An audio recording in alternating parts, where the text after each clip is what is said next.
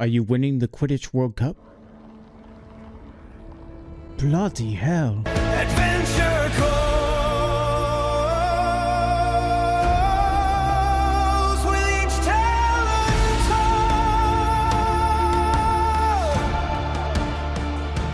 told. Hey everyone, how's it going? Noxiddar here, and welcome to this reaction of Percy Jackson and the Olympians, Season 2. We're finally into the second half. Today, we're going to be reacting to Episode 5, We Check In to C.C. Spa and Resort. I actually can't believe where Episodes 3 and 4 left us last time. What a cliffhanger. I mean, they quite literally left things up in the air, and I can't wait to get that resolved. Part of me was like, just one more, but without any further ado, let's get right to our reaction. Are we still in the sky, or have we landed now? Some more like thriller horror movie framing. Don't go out there. I haven't had time to make a full scout. Where are we? You tell me. I woke up 15 minutes before you did. I don't know if we're at sea or if this is another big ship or what. I'm glad to see that you're awake and refreshed. You need more time. I apologize. I'm Hilla, your concierge. I'll be right outside with some cucumber water when you're ready. Wait, where's Tyson? And Clarice? And the rest of our crew. I'm so sorry, but our fishermen found you floating on a raft. I'm afraid you were the only survivors. How do you know that for sure? Take all the time that you need. That's why it's called Lost at Sea, you know, not Dead at Sea. He could still be alive. Thank you, Annabeth. He could still be alive. So could Clarice. We lost everything. Isn't that what I said? They have immense pressure just placed on such young shoulders. Welcome to C.C.'s Island Resort and Spa, the only sanctuary in the Sea of Monsters. We provide rest and relaxation to get heroes back on track. Stavros! Ready. Sorry about that. I guess Stavros is eager to get back to his quest. Excuse me a moment, that doesn't happen very often. What doesn't? The sirens. So is this an anachronism? Is that like a man out of time? Does this island exist outside of time and space? C.C., our new arrivals. Son of Poseidon, daughter of Athena. Look, I don't mean to be Impatient. Noted. I don't think that's your fatal flaw, though. I'm sensing something deeper. Oh, there goes Stavros. Now that is definitely an anachronism. Okay. What's out there? You can look, but I warn you, it's not pretty. The siren song is a deadly test, which few heroes can pass. I do my best to help them escape the island, but not everyone is patient. The sirens peer into your soul to see your fatal flaw and then use that against you to trap you in an illusion for your own making. Horror movie framing, am I right? That framing was excellent. I like that shot. It takes bravery to look inward and confront your true self. That is how we sail past the sirens. Or use wax. Like Odysseus. It wasn't ordinary beeswax. It was from Aristaeus' personal hive. Aristaeus is the god of beekeeping. Excessive reliance on self-knowledge. Noted. There has to be another way. We washed ashore on the other side of this island, right? Maybe if we sail out that way. The Sea of Monsters doesn't work like that. There is no getting around the sirens, but Okay. I will do my best to help you pass them. I like this narrative framing that being pulled off the path is to be swayed by the siren's call. I think that's such a great way of putting it. There have been times where I'd sit down and I'm like, this is it. We're going to record. It's time to record. And I'll even have the mouse hovering over the start recording button. I'll have the microphone and everything just like you see it here. And then softly ease back into my seat. And I think maybe I'll record tomorrow. And then sometimes I get into a cycle, a pattern of behavior where it's a long time before I'm recording again. It's something that I'm really trying to shake. Now, for me, the siren's call that dissuaded me from the path a lot of times was I need an escape from where I'm at in life with what's going on, or I feel guilty being here and not spending time with my father, whatever time I have left. So, I mean, I feel like they're things that people would be like, yeah, of course. Yeah, no problem. But still, there is that element of, I can't explain it, but for whatever reason, I was ready to record and now I'm not. And I like the idea that somewhere out there in this ethereal sense, there is the siren's call lulling me away from the path. That's what we're going to go with, okay? So we do have more survivors. She doesn't look too worse for the wear, though. But that sand would be irritating my skin. I'll tell you that. I can't even imagine how she's feeling. No way. That's right. Because they were looking up from the cave in Grover's vision, and the fleece was up there. No. Consensus. I knew we needed it. We needed it for a while this season. Oh, we get to see Polyphemus. Ooh, I don't know if I'd choose Clarice. She might be kind of gamey.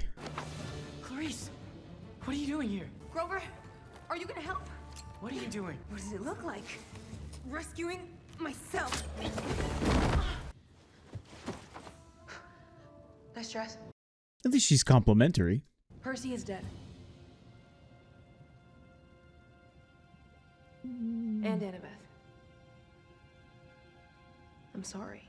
I feel like I'm the only one here that knows Lost at Sea. No, you're wrong. Grover knows. Percy and Annabeth are still alive.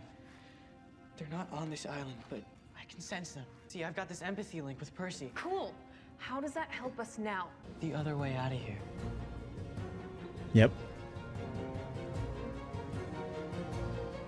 I just have to say, I love the way Grover facilitates the storytelling and the shakeup of, you know, force versus finesse. And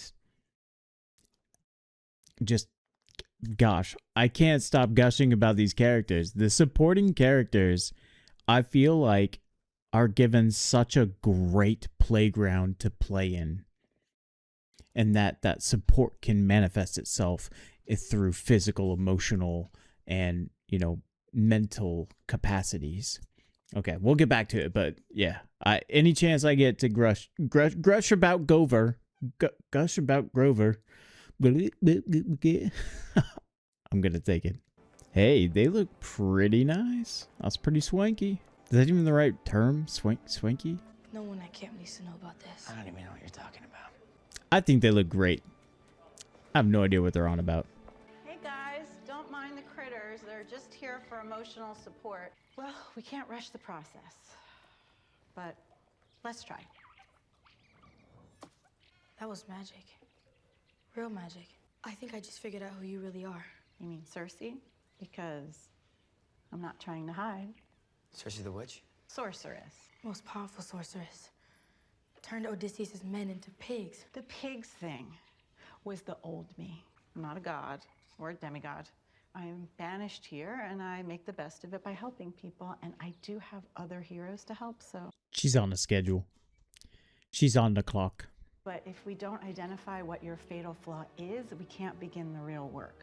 This is an interesting topic. What would you consider your fatal flaw? I might have to think about that for a little bit. I think my fatal flaw is my overeagerness to step in, get hands-on, guide people through their own struggles, and help them get out. But in doing so, I often make myself vulnerable and open to others' manipulations. Thankfully, I'm pretty good at spotting them. I understand, and I can feel the feet on my back when people are trying to use me as a doormat, and I generally just ghost people.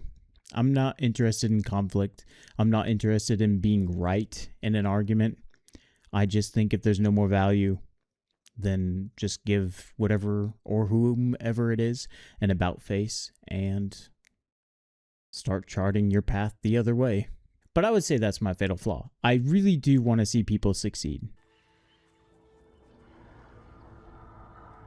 Are you winning the Quidditch World Cup? Bloody hell. Oh, that's cool. Percy, don't leave. I have to. You'll be safe here, okay? I promise. And a real hero stands up for others. The fatal flaw is very rare and very dangerous. You always put your friends first, don't you? How is that a bad thing? To save a friend, you might be forced to do great evil. To save a friend, you might sacrifice a quest, your soul. You might even sacrifice the world.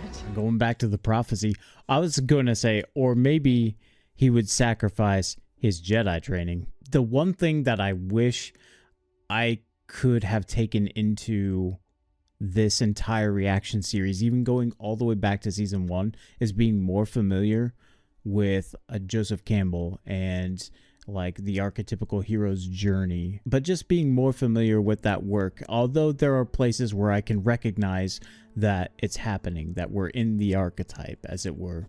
I think there's something powerful about introspection, and that's really something that I try to bring to my reactions, going along with where we were in the intro, is just how important it is to do the works, to draw out things that you wish you could change, draw out things that you know you can change, and draw out things that you haven't really considered changing before.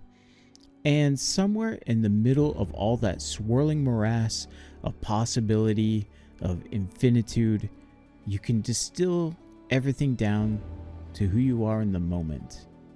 And I would think that that's where the most important, powerful essence of you actually resides.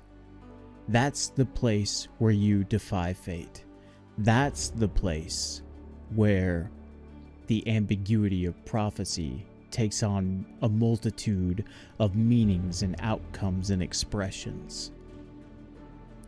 Percy is just glimpsed into the mirror, and he has caught a glimpse of the essence of himself. They call it a fatal flaw.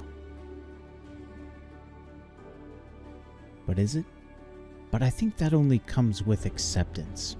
I jokingly mentioned Luke Skywalker forsaking his Jedi training to go and save his friends, believing he absolutely was doing the right thing in that moment. These are the things I get most excited about in reactions. It's not always the big, expensive CGI spectacle. It's not always the exciting, heart-pumping action. Sometimes it's just the possibility alone, and where it could go, and where we find ourselves. And in this one moment, we can see everything behind us, and we can see the path forward. And that's what's cool about having that visual language with looking in a mirror and having those flashback moments and things. Is such a powerful tool. So I love how this is building up, where this immense pressure now is placed on Percy, because he even told Annabeth, I wish you hadn't told me that it's possibly up to him whether the world ends or not. And really, demigod or not, who could carry such a burden at such a young age? That lady's right. No! Yes, she is. I saw it. So if I had to choose between saving you or saving Olympus, Annabeth, I burn it all down. If you're talking about the great prophecy, that's 3 years away. We need to get past the sirens and save Grover now. You're not hearing me. What if we get there and I have to choose between saving Grover and saving Camp? It's okay. What if I'm more human than demigod? What you said in the Ironclad, human choices. That's me. That's all I am. I haven't spent enough time in your world to change that. Wow, he's having his Spock moment, isn't he? The duality of human and Vulcan, although here, human and demigod. I do have to say, I was really distracted during this scene because with this close up, he looks so much like Ryan Reynolds. Like even down to like the scowl and the kind of like facial acting that he's giving. His performance like just kind of harkens back to it. And I think about when I watched the Adam Project and I was like, oh yeah, I could see why everyone sees him as like a little Ryan Reynolds. And then with like Percy Jackson season 1, I'm like, oh well, maybe he's, you know, changing a little bit and he'll kind of get away from that, and whatever idea I had there just got smacked right back to this moment. And damn, that's whew, okay. I hold on to these moments that are very distracting and I have to get them out, or I just will fixate on them and it'll take away from the overall reaction. Oh, Clarice! it's like Christopher Nolan's Batman. You tricked me! Oh, that spittle. I would never. I wondered if having that veil up was going to cause issues. It did. 50 years. It still gives me chills. So every time you're about to lose hope, a hero makes it past the sirens. Curious keys to this predicament. My mom told me your story. How you help travelers. And how they always leave you behind. Treat you like an obstacle they have to pass. For someone whose fatal flaw is helping people. It's gotta hurt. You're a kind soul. I just remember what it was like to not have any friends. So I get why you want to keep people here. I don't know what your mom told you, but I'm the only one cursed to remain on this island. Everyone else is free to leave whenever they want. But most don't. I help heroes, Percy. That's all I do. Percy is being quite perceptive.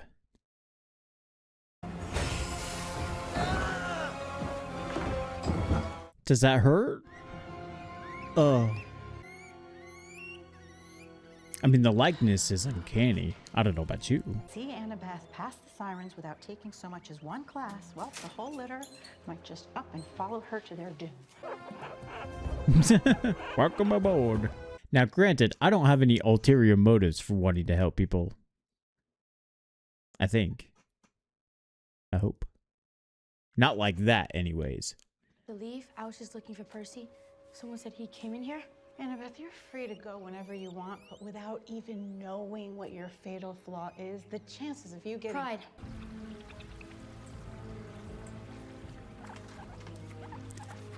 That's pretty clever too, come to think of it. Wait! Oh, way to go, Annabeth.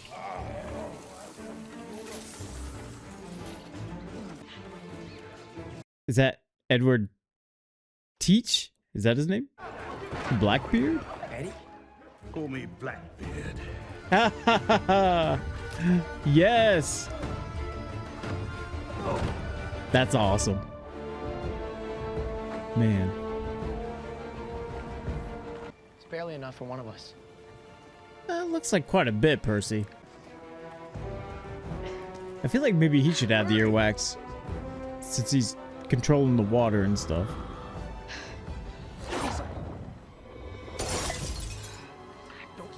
Don't believe anything you see. Just make a wave. Just untie me, please. Just get past it. Listen to me, Annabeth. Interesting.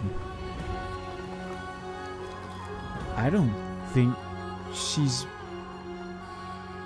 Wait for it. Oh.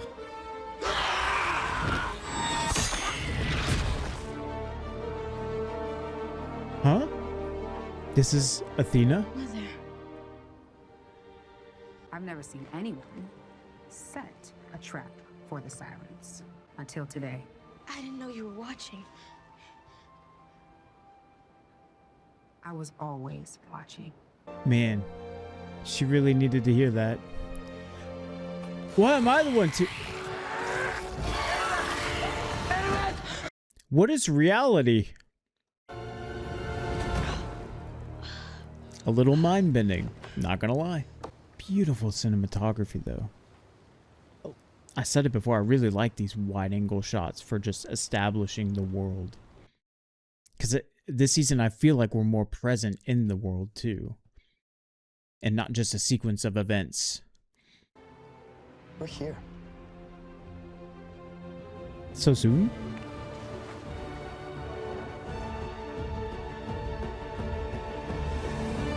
Man, there's so much to unpack in that, but I've been speaking at length through the whole thing, so I will spare you. But how cool is it to see these themes of the fear of failure, hopelessness, and yet hope, sustaining oneself through it all to come out the other side?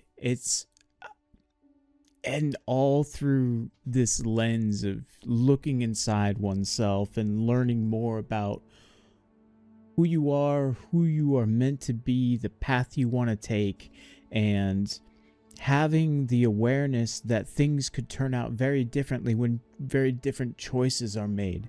And that's kind of the power of looking inward, is being able to have those moments of reflection and self-examination to realize your life is special, sometimes in spite of the choices that you make, and it may not always feel like it in the moment. Lord knows I know that feeling very well right now. But I also know that there are opportunities that lay in front of me that would not be possible if circumstances were not what they were. I felt it in those final moments with my father. There was an easing. My father always made everything so easy. He was a brilliant provider. He was an incredible support system. And at the moment of his passing, while I felt and I languished with these fears of not having him, I also was starting to open up and embrace this idea that I would never lose him, because he would always be there. Not unlike these demigods, these children that, while chosen by their, collective gods, parents, some of them haven't had that moment where they get to hear those words of affirmation from their own parents. And what a cruel twist to put that on Annabeth, to think that she had finally had the moment she had been looking forward to, and just to have it ripped from her. That's the stuff that I really get a kick out of. I love action scenes. I love those moments of triumph and victory. I love those cool CGI effects. I love the acting. I love the production, everything that goes into making this experience. But not as much as having a very personal experience with it. I think about the history of stories, these mythologies passed down, the moral lessons that they teach, and through it all, the experience of being able to see yourself reflected through the characters, through the adversity, constantly weighing yourself against the actions of others and the things that they would take. It is in essence kind of stepping into a simulation, right? And there's something so beautiful about that. And then the thing I'm looking forward to now is seeing how others are affected by all of these themes presented in this episode. It's so cool. I'm super chatty again. I apologize. This is going to be so much fun to edit through, but that is all the time we have for today. I will see you in the next one. This is Noxiddar, out. So hit that like button, subscribe if you dare. This is Noxiddar.